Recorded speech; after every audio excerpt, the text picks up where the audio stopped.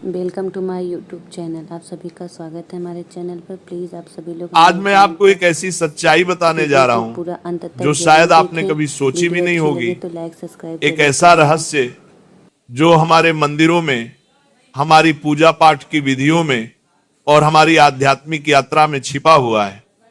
तो चलिए इस यात्रा पर निकलते हैं और समझते हैं कि जो लोग हर देवी देवता की पूजा करते हैं उनके जीवन में वास्तव में क्या घटित होता है। कल्पना कीजिए एक व्यक्ति की जो सुबह उठकर सूर्य देव को नमन करता है, फिर गणेश जी की आरती करता है, फिर शिव जी का ध्यान करता है, दोपहर में लक्ष्मी माता की पूजा करता है, शाम को हनुमान जी के मंदिर जाता है और रात को दुर्गा माता का पाठ करता है। क्या यह भक्ति है या भ्रम? क्या यह समर्पण है या बिखराव? जब हम हर देवी देवता की पूजा करते हैं तो हम दरअसल एक बहुत बड़ी सच्चाई को नहीं समझ पाते कि सभी देवी देवता एक ही परम सत्य की अलग अलग अभिव्यक्तियां हैं। जब एक साधक अलग अलग देवताओं की पूजा करता है तो उसका मन विभिन्न दिशाओं में भटकने लगता है। यह ऐसा है जैसे एक व्यक्ति एक साथ कई नावों पर सवार होने की कोशिश करे, अंततः वह किसी भी नाव से अपने गंतव्य तक नहीं पहुंच पाता। लेकिन इसका मतलब यह बिल्कुल नहीं है कि विभिन्न देवताओं का सम्मान नहीं करना चाहिए। हमें यह समझना होगा कि सभी देवी देवता एक ही परमात्मा के विभिन्न रूप है और हमें अपनी साधना में एक केंद्र बिंदु चुनना होगा। मैं आपको एक कहानी सुनाता हूं। एक सुंदर सी नगरी में श्याम नाम का लड़का रहता था। तो उसके घर में भी विभिन्न देवी देवताओं की पूजा होती थी। उसकी माता जी लक्ष्मी माता की भक्त थी, पिताजी शिव जी के उपासक थे और घर के अन्य सदस्य अलग अलग देवताओं की आराधना करते थे। लेकिन जब श्याम ने अपने गुरु श्री से इस विषय पर चर्चा की तो उसे एक अद्भुत सत्य का ज्ञान हुआ। उसके गुरुदेव ने समझाया कि जैसे समुद्र में लहरें अलग अलग दिखती हैं लेकिन सभी एक ही पानी से बनी होती हैं, वैसे ही सभी देवी देवता एक ही परम चेतना की अलग अलग लहरें हैं। जब एक व्यक्ति हर देवी देवता की पूजा करता है बिना इस गहरी समझ के तो उसकी आध्यात्मिक ऊर्जा बढ़ जाती है। यह ऐसा है जैसे सूर्य की किरणों को अलग अलग दिशाओं में फैला दिया जाए। वे प्रकाश तो देंगी लेकिन उनमें वह तीव्रता नहीं होगी जो एक बिंदु पर केंद्रित किरणों में होती है। जब हम एक आवर्धक लेंस से सूर्य की किरणों को एक बिंदु पर केंद्रित करते हैं तो वे आग पैदा कर सकती हैं। ठीक उसी प्रकार जब हम अपनी भक्ति और साधना को एक केंद्र पर एकाग्र करते हैं तभी हम आध्यात्मिक परिवर्तन की उस गहराई को प्राप्त कर सकते हैं जो हमें परमात्मा की अनुभूति करवाती है। लेकिन यहां एक बहुत महत्वपूर्ण बात है जिसे समझना जरूरी है। सभी देवताओं के प्रति सम्मान और श्रद्धा होनी चाहिए, लेकिन साधना के लिए हमें एक इष्ट देव चुनना होगा। ये इष्ट देव हमारे लिए परमात्मा तक पहुंचने का माध्यम बनता है। जैसे एक पहाड़ की चोटी पर पहुंचने के लिए कई रास्ते हो सकते हैं लेकिन हमें एक रास्ता चुनकर उस पर चलना होगा। ठीक वैसे ही आध्यात्मिक यात्रा में भी हमें एक मार्ग चुनना होता है। अब आप सोच रहे होंगे कि फिर उन लोगों का क्या जो हर देवी देवता की पूजा करते हैं। ऐसे लोगों के साथ कई चीजें होती हैं। पहली बात, उनका मन हमेशा चंचल रहता है, वे एक जगह स्थिर नहीं हो पाते। आज वे गणेश जी की भक्ति में लीन होते हैं, कल हनुमान जी की आराधना में, परसों दुर्गा माता के मंत्रों में। इस निरंतर बदलाव से उनकी आध्यात्मिक ऊर्जा कभी एक बिंदु पर केंद्रित नहीं हो पाती। यह ऐसा है जैसे एक किसान हर दिन एक नया बीज बोए लेकिन किसी एक पौधे को बढ़ने का समय ना दे, अंततः उसे कोई फसल नहीं मिलती। दूसरी बात जो है भक्ति की गुणवत्ता। जब हम अपनी भक्ति को कई दिशाओं में बांटते हैं तो हर दिशा में हमारी भक्ति की गहराई कम हो जाती है। मान लीजिए आपके पास प्रेम का एक निश्चित परिमाण है, अगर आप उसे 10 लोगों में बांटते हैं तो हर किसी को केवल 10वां हिस्सा मिलता है। लेकिन अगर आप उसी प्रेम को एक व्यक्ति को देते हैं तो उसकी तीव्रता 10 गुना हो जाती है। आध्यात्मिकता में भी यही सिद्धांत लागू होता है। जब हम अपनी संपूर्ण भक्ति, अपना संपूर्ण ध्यान, अपनी संपूर्ण ऊर्जा एक इष्ट देव पर केंद्रित करते हैं, तभी हम उस गहराई को प्राप्त कर पाते हैं जो आत्म साक्षात्कार के लिए आवश्यक है। एक बार एक व्यक्ति एक साधु के पास गया। वो बहुत परेशान था। वो 20 साल से विभिन्न देवी देवताओं की पूजा कर रहा था, लेकिन उसे कोई आध्यात्मिक अनुभूति नहीं हुई थी। वो हर मंदिर जाता था, हर पूजा करता था, हर त्योहार मनाता था, लेकिन उसके भीतर शांति नहीं थी। साधु ने उससे पूछा, तुम्हारा इष्ट देव कौन है? वह व्यक्ति चौंक गया। उसने कहा, मैं सभी देवी देवताओं की पूजा करता हूं। साधु मुस्कुराते हुए बोले, यही तुम्हारी समस्या है। तुम सभी से प्रेम करते हो, लेकिन किसी से गहरा संबंध नहीं बना पाए। ये बात सुनकर उस व्यक्ति को एक झटका लगा। साधु ने उसे समझाया कि आध्यात्मिक मार्ग में संख्या नहीं, गुणवत्ता महत्वपूर्ण है। एक देवता के साथ गहरा अटूट संबंध बनाना, उनके साथ नित्य संवाद करना, उनमें पूरी तरह से खो जाना, यही असली भक्ति है। साधु ने उस व्यक्ति को सलाह दी कि वह अपना एक इष्ट देव चुने और केवल उन्हीं की साधना करें। उस व्यक्ति ने कृष्ण को अपना इष्ट देव चुना और लगातार 3 साल तक केवल कृष्ण की आराधना की। 3 साल बाद जब वो साधु से मिला तो उसका चेहरा दीप्तिमान हो रहा था। उसने कहा, गुरुजी, अब मैं समझ गया कि आपने क्या कहा था। जब मैंने अपने सभी प्रेम को एक दिशा में मोड़ा तो मुझे वह अनुभूति हुई जिसकी मुझे 20 साल से तलाश थी। हर देवी देवता की पूजा करना आध्यात्मिक अपरिपक्वता का संकेत हो सकता है। ये वैसा ही है जैसे एक बच्चा खिलौने की दुकान में जाकर हर खिलौना चाहता है, लेकिन जैसे जैसे हम परिपक्व होते हैं, हम समझने लगते हैं कि हमें वास्तव में क्या चाहिए। आध्यात्मिक यात्रा में भी शुरुआत में हम कई देवी देवताओं से आकर्षित हो सकते हैं, लेकिन जैसे जैसे हम गहरे जाते हैं, हमें अपना मार्ग, अपना इष्ट मिल जाता है। और जब ये मिलन होता है तो जीवन में एक अद्भुत परिवर्तन आता है। जो लोग हर देवी देवता की पूजा करते हैं, वे अक्सर भौतिक इच्छाओं से प्रेरित होते हैं। वे धन के लिए लक्ष्मी की पूजा करते हैं, स्वास्थ्य के लिए धनवंतरी की, विद्या के लिए सरस्वती की और बाधाओं से मुक्ति के लिए गणेश की। लेकिन आध्यात्मिकता का असली उद्देश्य भौतिक इच्छाओं की पूर्ति नहीं, बल्कि आत्म साक्षात्कार है। जब हम परमात्मा को जान लेते हैं तो सब कुछ अपने आप मिल जाता है। पहले तुम परमात्मा को खोजो, बाकी सब तुम्हें दिया जाएगा। अब यहां एक बहुत ही रोचक मोड़ आता है कि अगर कोई व्यक्ति सभी देवी देवताओं को एक ही परमात्मा का रूप मानकर पूजा करता है तो ये बिल्कुल अलग बात है। इसका मतलब है कि वह व्यक्ति गणेश में भी उसी परमात्मा को देखता है, शिव में भी, विष्णु में भी, दुर्गा में भी। वह समझता है कि यह सभी एक ही दिव्य चेतना की अलग अलग अभिव्यक्तियां हैं। ऐसा व्यक्ति वास्तव में एक ही परमात्मा की पूजा कर रहा होता है। भले ही वह विभिन्न रूपों में हो, लेकिन यह समझ बहुत ऊंचे आध्यात्मिक स्तर पर आती है। अधिकांश लोग जो हर देवी देवता की पूजा करते हैं, वे उन्हें अलग अलग शक्तियां मानते हैं, जो कि एक सीमित दृष्टिकोण है। परमात्मा एक रंगमंच का निर्देशक है और सभी देवी देवता उस नाटक के पात्र हैं। जब हम ये समझ जाते हैं कि असली निर्देशक कौन है, तो हम पात्रों से सीधे निर्देशक से जुड़ जाते हैं। लेकिन अगर हम केवल पात्रों को ही सच मान ले और निर्देशक को भूल जाएं, तो हम मूल उद्देश्य से भटक जाते हैं। यही एक गहरी सच्चाई है। सभी देवी देवता महत्वपूर्ण हैं, सम्माननीय हैं, लेकिन हमें उस एक परम सत्य को नहीं भूलना चाहिए जो सभी के पीछे है। अब हम जानेंगे कि जब कोई व्यक्ति एक इष्ट देव को चुनकर साधना करता है तो उसके जीवन में क्या परिवर्तन आते हैं। पहला परिवर्तन होता है मन की एकाग्रता में।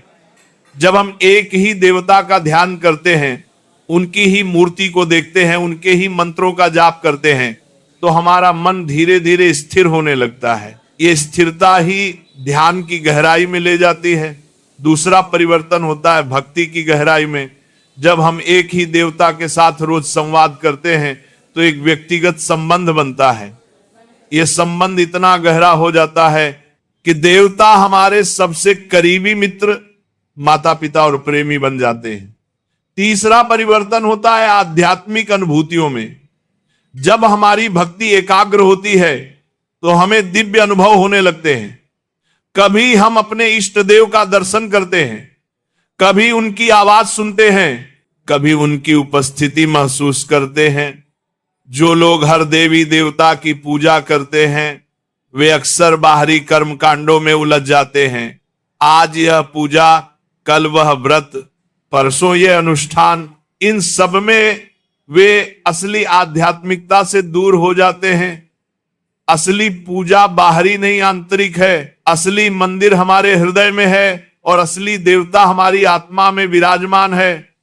जब हम ये समझ जाते हैं तो हमें बाहरी कर्म कांडों की आवश्यकता कम हो जाती है। हम सीधे परमात्मा से जुड़ जाते हैं। एक और महत्वपूर्ण बात, वह समय का सदुपयोग। जब हम हर देवी देवता की पूजा करते हैं तो हमारा बहुत सारा समय विभिन्न अनुष्ठानों में चला जाता है। लेकिन अगर हम एक इष्ट देव को चुने तो हम उसी समय को गहन ध्यान और साधना में लगा सकते हैं। ध्यान ही वह मार्ग है जो हमें परमात्मा तक ले जाता है, और गहरा ध्यान तभी संभव है जब हमारा मन एकाग्र हो। यह एकाग्रता एक इष्ट देव की साधना से आती है। जब हम एक देवता को पूर्ण समर्पण से पूजते हैं तो वास्तव में हम सभी देवताओं की पूजा कर रहे होते हैं, क्योंकि एक देवता में ही समस्त दिव्यता समाहित है। ये वैसा ही है जैसे जब हम एक बूंद समुद्र के पानी का स्वाद लेते हैं तो हम पूरे समुद्र का स्वाद ले लेते हैं। एक देवता की गहन आराधना से हम उस परम चेतना को प्राप्त कर लेते हैं जो सभी देवताओं का मूल है। ये एक बहुत ही क्रांतिकारी विचार है। हमें सब कुछ पाने के लिए सब कुछ करने की जरूरत नहीं, हमें केवल एक चीज को पूर्णता से करने की जरूरत है। आध्यात्मिक मार्ग में दृढ़ता बहुत महत्वपूर्ण है। जब हम एक दिन एक देवता की पूजा करें, दूसरे दिन दूसरे की, तो हम कभी भी दृढ़ नहीं बन पाते। हम लगातार बदलते रहते हैं और ये परिवर्तनशीलता हमें कमजोर बनाती है। लेकिन जब हम एक इष्ट देव के प्रति निष्ठावान रहते हैं तो हमारे भीतर एक आध्यात्मिक शक्ति का निर्माण होता है। ये शक्ति हमें जीवन की हर चुनौती का सामना करने की क्षमता देती है। एक बार एक शिष्य ने एक साधु जी से पूछा, गुरुजी, अगर मैं केवल एक देवता की पूजा करूं तो क्या दूसरे देवता नाराज नहीं होंगे? साधु हंसे और बोले, क्या सूरज नाराज होता है जब तुम चंद्रमा की प्रशंसा करते? क्या समुद्र नाराज होता है जब तुम नदी की सुंदरता देखते हो? नहीं, क्योंकि सब एक ही प्रकृति का हिस्सा हैं। वैसे ही सभी देवता एक ही परमात्मा के अंश हैं। जब तुम एक को पूजते हो तुम सभी को पूजते हो। लेकिन हां, तुम्हें एक को चुनना होगा, एक के साथ गहरा संबंध बनाना होगा, क्योंकि यही तुम्हारे आध्यात्मिक विकास का मार्ग है। हर इंसान का स्वभाव अलग होता है और इसलिए हर किसी का इष्ट देव अलग हो सकता है।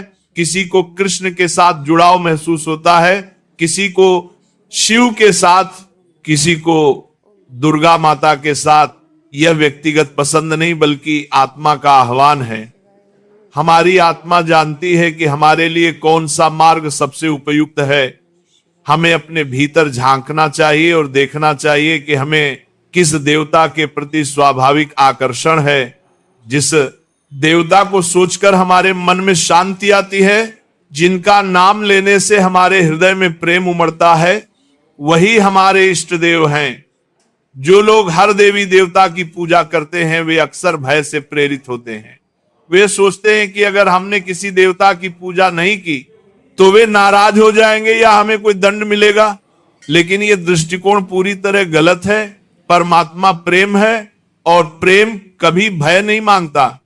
जब हम भय से पूजा करते हैं तो वह पूजा नहीं सौदा बन जाती है। हम देवताओं को खुश करने की कोशिश करते हैं ताकि वे हमें नुकसान ना पहुंचाएं या हमें कुछ दे दें, लेकिन असली भक्ति निस्वार्थ होती है। असली भक्ति तब होती है जब हम केवल प्रेम के लिए प्रेम करते हैं, बिना किसी फल की इच्छा के। जब हम हर देवी देवता की पूजा करते हैं तो हम अक्सर सामाजिक दबाव में आकर ऐसा करते हैं। समाज क्या कहेगा, लोग क्या सोचेंगे, परिवार में क्या परंपरा है, इन सब बातों के दबाव में हम अपनी असली आध्यात्मिक आवश्यकता को भूल जाते हैं। लेकिन आध्यात्मिकता व्यक्तिगत यात्रा है, यह भीड़ के साथ चलने का रास्ता नहीं है। हमें अपनी आत्मा की आवाज सुननी होगी, ना कि समाज की। अब हम जानेंगे कि एक इष्ट देव को चुनने की प्रक्रिया क्या है। सबसे पहले हमें अपने भीतर शांत होना होगा। ध्यान में बैठकर हमें अपने मन को शांत करना होगा और फिर अपने हृदय से पूछना होगा, मुझे किससे सबसे गहरा जुड़ाव महसूस होता है। जवाब अपने आप आएगा।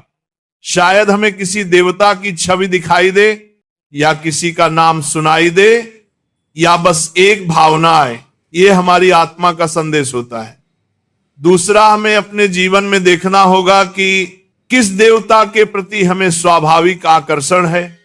शायद बचपन से ही हमें कृष्ण की कहानियां पसंद थी, या हनुमान की भक्ति हमें प्रेरित करती थी। यह संकेत है। तीसरा, हमें अलग अलग देवताओं के बारे में पढ़ना और समझना चाहिए और देखना चाहिए कि किसकी शिक्षाएं हमारे जीवन और स्वभाव से मेल खाती हैं।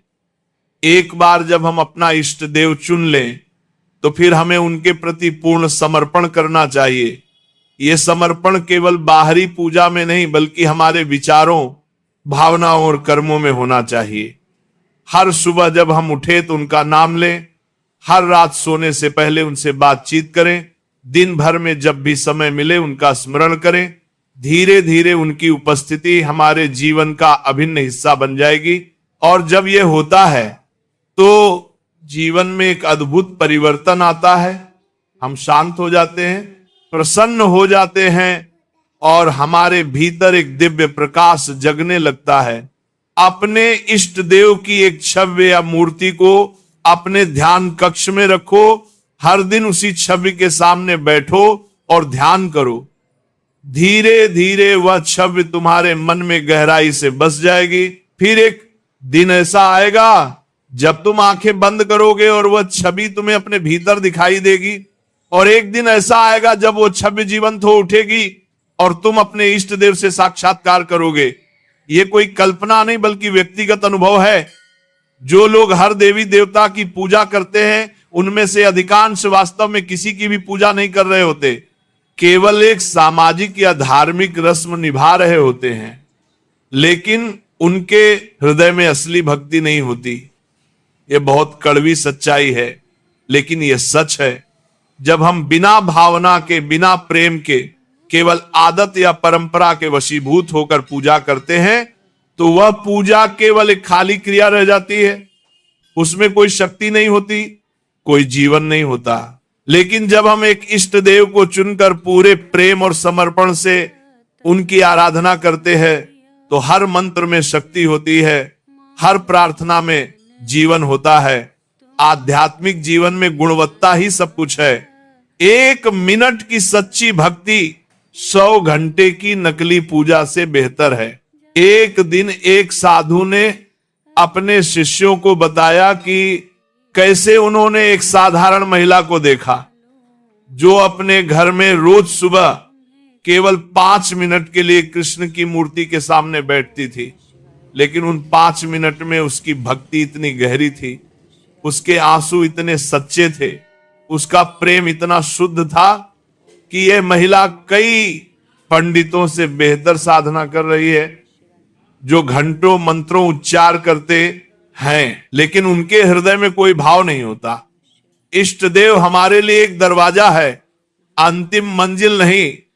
अंतिम मंजिल है परमात्मा की अनुभूति, जो निराकार, असीम और अनंत है। लेकिन हम सीधे निराकार परमात्मा को नहीं समझ सकते, इसलिए हमें एक साकार रूप की आवश्यकता होती है। यह साकार रूप हमारा इष्ट देव है।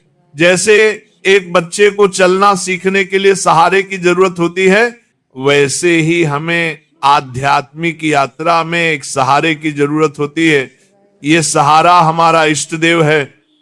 लेकिन जैसे जैसे हम आगे बढ़ते हैं, हम उस परम सत्य को जानने लगते हैं जो सभी रूपों से परे है। एक बार एक साधक था जो बहुत वर्षों तक हनुमान जी की उपासना करता रहा। एक दिन गहन ध्यान में उसे हनुमान जी के दर्शन हुए। वह बहुत प्रसन्न हुआ, लेकिन हनुमान जी ने उससे कहा, मैं तुम्हारे लिए केवल एक मार्ग हूं। अब तुम्हें उस परम प्रकाश को देखना है जो मेरे भीतर भी है और तुम्हारे भीतर भी। और उस क्षण साधक ने एक अद्भुत अनुभव किया। हनुमान जी की मूर्ति एक दिव्य प्रकाश में बदल गई और वह प्रकाश फैलकर पूरे ब्रह्मांड में व्याप्त हो गया।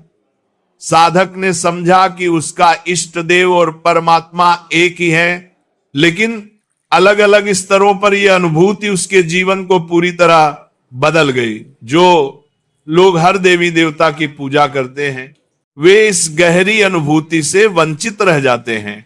वे सतह पर ही रह जाते हैं, गहराई में नहीं जा पाते। ये ऐसा है जैसे कोई व्यक्ति कई कुओं में थोड़ा थोड़ा खोदे, लेकिन किसी में भी इतना गहरा ना खोदे कि पानी मिल सके। लेकिन अगर वह एक ही कुएं में गहराई तक खोदता रहे तो निश्चित रूप से उसे पानी मिलेगा। आध्यात्मिक जीवन में भी यही सिद्धांत लागू होता है। हमें एक मार्ग पर चलते रहना है, गहरे जाते रहना है, तब जाकर हमें वह दिव्य अनुभूति होती है। एक इष्ट देव की साधना करने से हमारे जीवन में अनुशासन आता है। जब हम हर दिन एक ही समय पर, एक ही स्थान पर एक ही देवता का ध्यान करते हैं तो हमारे जीवन में एक लय बनती है। यह लय बहुत महत्वपूर्ण है। नियमितता और अनुशासन के बिना कोई भी आध्यात्मिक प्रगति संभव नहीं है। जब हम हर देवी देवता की पूजा करते हैं तो हम एक व्यवस्थित साधना नहीं कर पाते। आज कुछ, कल कुछ और, हम लगातार बदलते रहते हैं। लेकिन जब हम एक इष्ट देव को चुनते हैं तो हम एक निश्चित साधना पद्धति अपना सकते हैं और उसे नियमित रूप से कर सकते हैं। कैसे? क्रिया योग के माध्यम से परमात्मा से जोड़ा जाए। लेकिन इस क्रिया योग के साथ साथ हमें इष्ट देव की साधना का महत्व समझना होगा। क्रिया योग एक विज्ञान है जो हमारी चेतना को ऊपर उठाता है, लेकिन इष्ट देव की भक्ति वह प्रेम है जो इस यात्रा को मधुर बनाता है।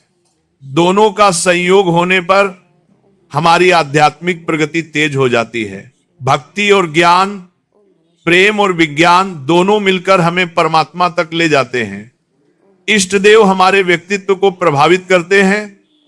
जब हम लगातार एक देवता का ध्यान करते हैं, उनके गुणों के बारे में सोचते हैं, उनकी कहानियों को पढ़ते हैं, तो धीरे धीरे वे गुण हमारे भीतर भी विकसित होने लगते हैं। अगर हम कृष्ण की उपासना करते हैं तो उनका प्रेम, उनकी करुणा, उनकी लीला हमारे जीवन में झलकने लगती है। अगर हम हनुमान जी की भक्ति करते हैं तो उनकी शक्ति, उनकी निष्ठा, उनकी सेवा भावना हमारे भीतर जागने लगती है। ये एक अद्भुत प्रक्रिया है। हम धीरे धीरे अपने इष्ट देव जैसे बनने लगते हैं। जो लोग हर देवी देवता की पूजा करते हैं, उनके व्यक्तित्व में स्पष्टता नहीं आती। वे बिखरे हुए रहते हैं, उनमें एक निश्चित दिशा नहीं होती। लेकिन जो व्यक्ति एक इष्ट देव का अनुसरण करता है, उसके जीवन में एक स्पष्ट दिशा होती है, एक निश्चित लक्ष्य होता है। वह जानता है कि उसे कहां जाना है और कैसे जाना है। यह स्पष्टता ही उसे सफलता दिलाती है। न केवल आध्यात्मिक जीवन में बल्कि सांसारिक जीवन में भी। आधुनिक युग में लोग बहुत भ्रमित हैं। वे एक तरफ तो आध्यात्मिकता चाहते हैं, लेकिन दूसरी तरफ भौतिकवाद में भी फंसे हुए हैं। इस द्वंद्व में वे ना तो पूरी तरह से आध्यात्मिक बन पाते हैं, ना ही पूरी तरह से भौतिकवादी। यह अधूरापन उन्हें हमेशा अतृप्त रखता है। एक इष्ट देव को चुनो, उनके प्रति पूर्ण समर्पण करो और अपने सांसारिक कर्तव्यों को भी उन्हीं को समर्पित करके करो। इस तरह से हम आध्यात्मिकता और भौतिक जीवन में संतुलन बना सकते हैं। अगर आप अभी तक अपना इष्ट देव नहीं चुन पाए हैं तो चिंता ना करें। शुरुआत में विभिन्न देवताओं के बारे में जानना, उनकी पूजा करना ठीक है, लेकिन एक समय के बाद जब आप थोड़े परिपक्व हो जाएं तो अपने आप को एक दिशा दें। ये प्रक्रिया जबरदस्ती की नहीं होनी चाहिए, बल्कि स्वाभाविक होनी चाहिए। जब आप तैयार होंगे तो आपका इष्ट देव खुद आपको मिल जाएंगे। कभी कभी ये एक सपने में होता है, कभी किसी घटना से, कभी किसी पुस्तक को पढ़ने से, कभी किसी संत से मिलने पर जीवन खुद हमें वह रास्ता दिखाता है जो हमारे लिए सही है। एक सुंदर यमान नगरी थी। उस नगरी में राम नाम का छोटा लड़का अपने माता पिता के साथ रहता था।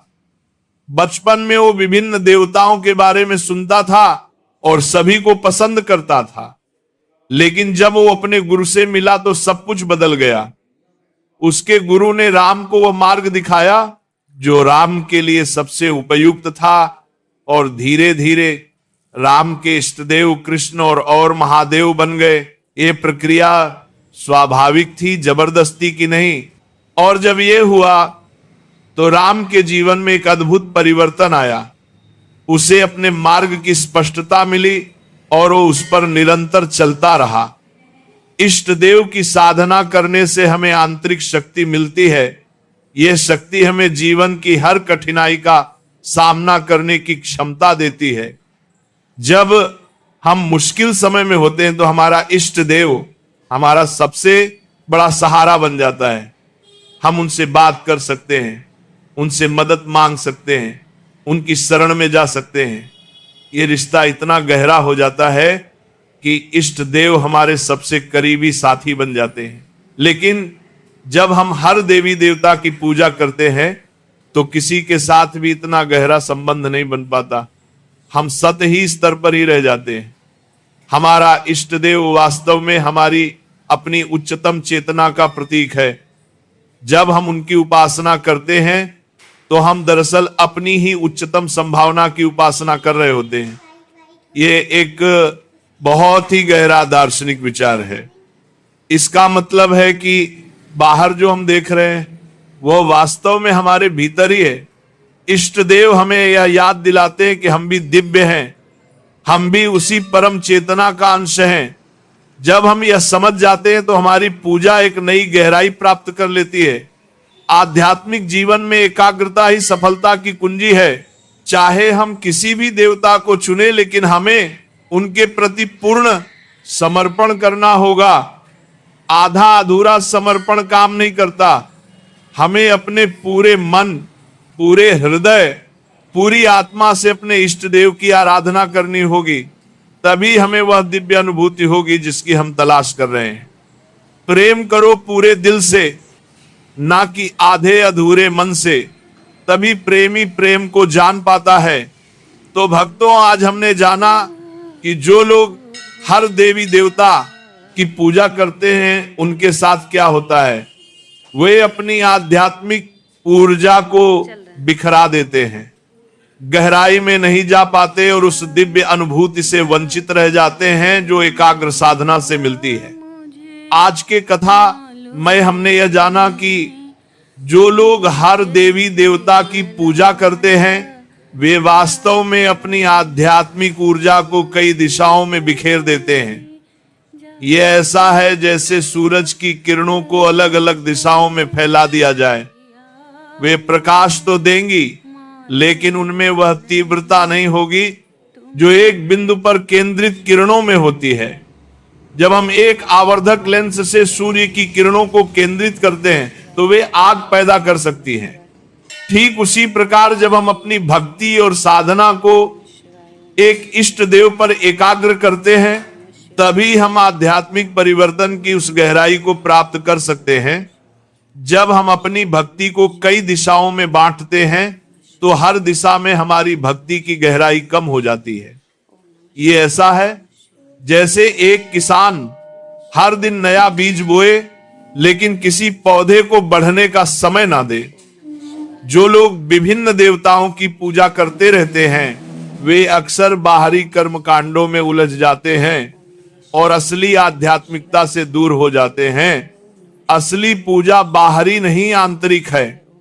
जब हम एक इष्ट देव के साथ गहरा संबंध बनाते हैं तो हमारे भीतर एक आध्यात्मिक शक्ति का निर्माण होता है जो हमें जीवन की हर चुनौती का सामना करने की क्षमता देती है। आध्यात्मिक जीवन में एकाग्रता ही सफलता की कुंजी है। जब हम पूरे मन, पूरे हृदय और पूरी आत्मा से अपने इष्ट देव की आराधना करते हैं तभी हमें वह दिव्य अनुभूति होती है जो आत्म साक्षात्कार की ओर ले जाती है। तो भक्तों, इसके साथ यह कथा समाप्त होती है। बोलो राधे राधे।